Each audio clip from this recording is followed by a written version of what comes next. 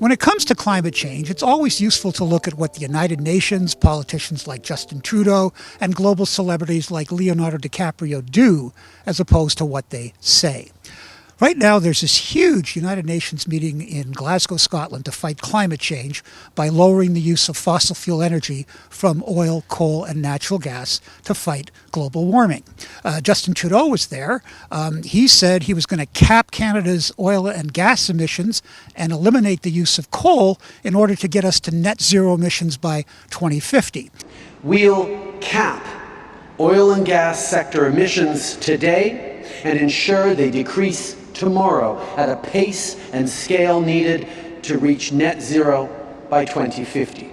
And he called for a global carbon tax, similar to the one that he's imposed on Canadians. The UN, the Prime Minister, people like DiCaprio who are at this conference, basically their argument is that we should all lower our lifestyles, consume less, and pay more for everything in order to fight climate change. Okay, that's what they say. Now, what do they do? Okay, this United Nations meeting is the 25th one that the UN has held over the years. They've gone to practically every popular tourist destination in the world, and every one of them has caused an enormous carbon footprint. At this one, rich people flew into this conference on 400 private jets. Private jets are one of the worst things you can do for the planet when it comes to global warming.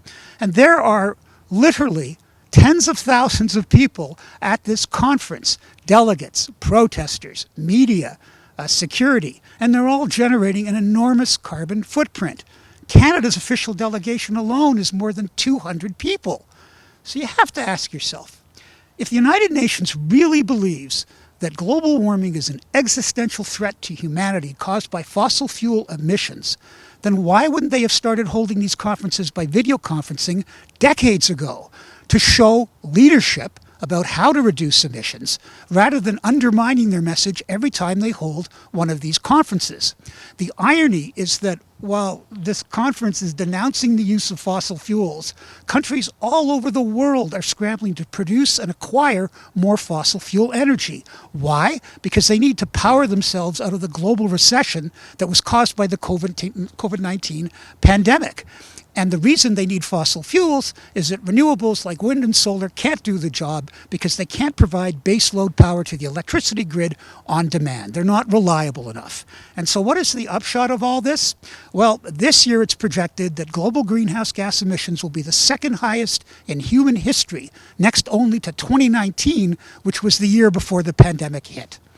I'm Laurie Goldstein of Sun Media. We're always interested in hearing your views, and please follow us on Twitter, Facebook, and our YouTube channel.